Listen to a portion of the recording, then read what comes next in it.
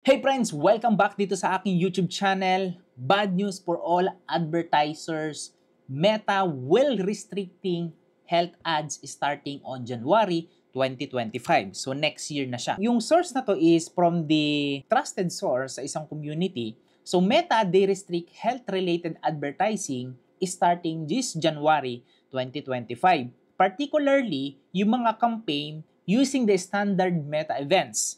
So ito yung mga category of medical conditions. So how this update affect you? As you can see here, makikita mo sa screen, kahapon nag-post ako sa aking Facebook group about these updates. So isa-isahin natin how this affects you. So standard events will no longer work for these campaigns. Ano ba yung mga standard events na yun, Coach J? Yun yung mga purchase, ayan, makikita mo dito, add to cart, initiate checkout, and so on, will be unavailable for optimization. So you will be limited to traffic or view content objectives. So this means your ads might reach people who only browse but don't buy. Imagine, parang itong yung mga window shoppers sa mall na hindi naman bumibili. Malaking impact siya sa mga advertisers, especially sa mga nag-sales campaign, meron silang conversion. Iyon talaga yung reality. Hindi natin control, safe Facebook.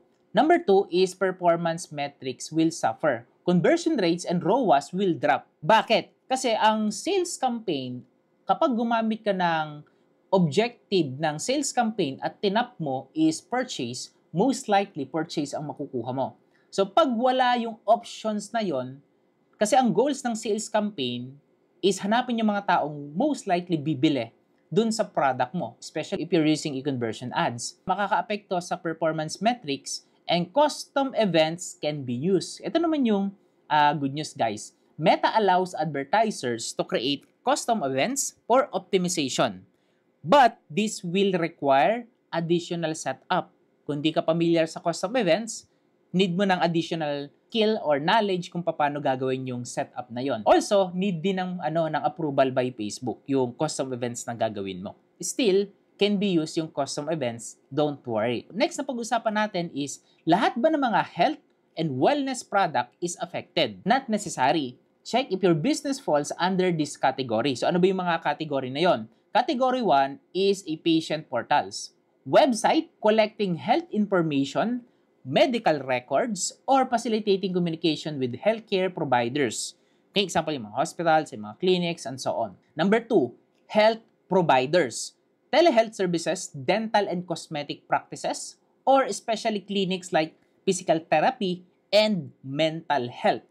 Number 3 category, medical conditions. Ito yung mga products or services na related sa pagmamanage ng mga health issues, including supplements for diabetes, supplements para sa cholesterol, para sa weight loss, ito yung mga pampapayat, di ba?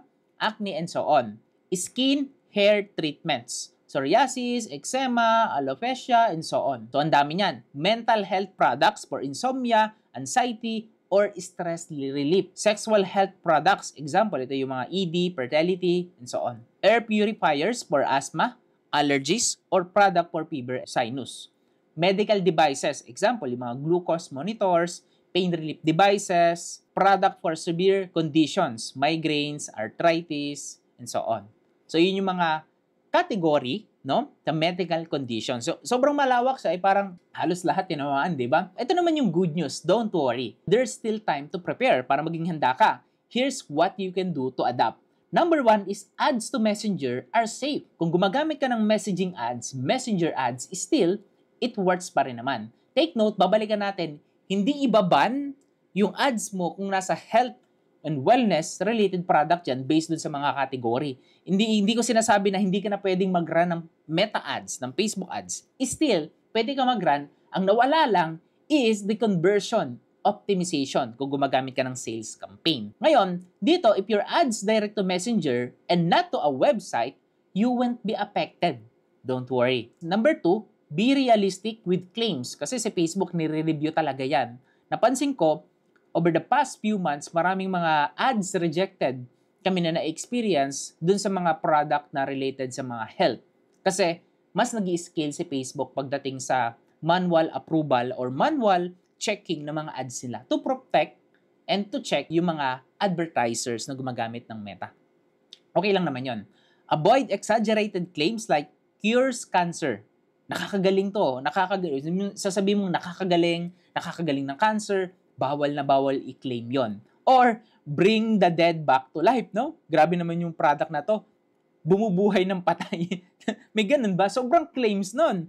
Update your website copy with punctual and compliant descriptions. Make sure to review kung meron kang website, yung ad copy, your ad messaging, including sa video mo, make sure na punctual or compliant dun sa terms ng Facebook.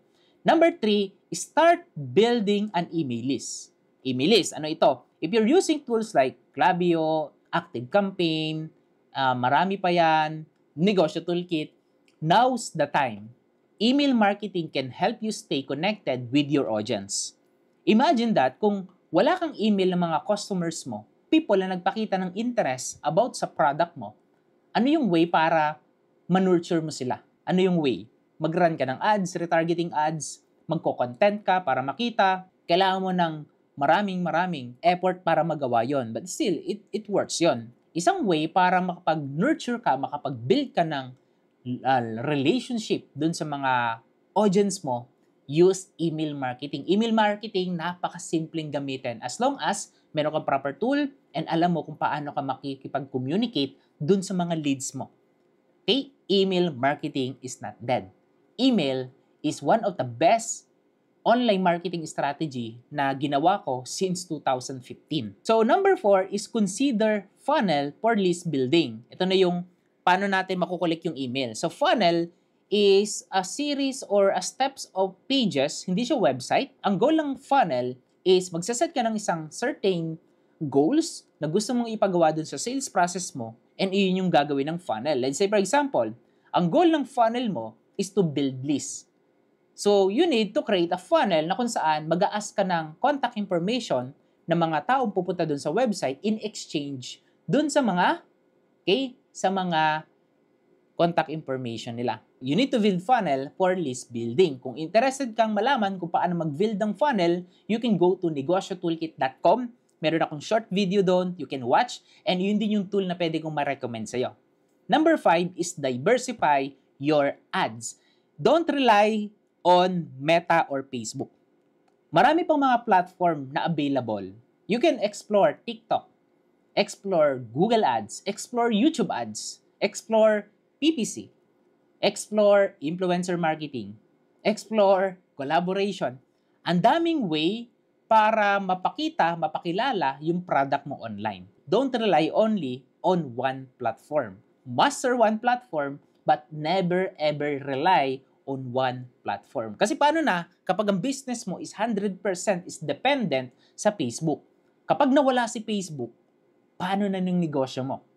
Paano na yung mga customers mo kung nasa messenger lang sila? Wala kanilang email. Wala kang contact information sa kanila kasi nasa messenger lang sila. Nasa Facebook lang sila. So, napaka-importante na dapat aware ka sa mga update, changes sa mga advertising and sa online marketing. Let's stay ahead of the change. Feel free to share this video sa mga kaibigan mo, friends mo, community mo. Kung meron kang katanungan when it comes on online marketing, business, sales, go ahead, comment mo dyan sa ibaba ng video na to and sasagutin ko yung mga katanungan mo. So once again, this is Coach Jay. Thank you so much for watching this video. That's it for now and see you on the next video.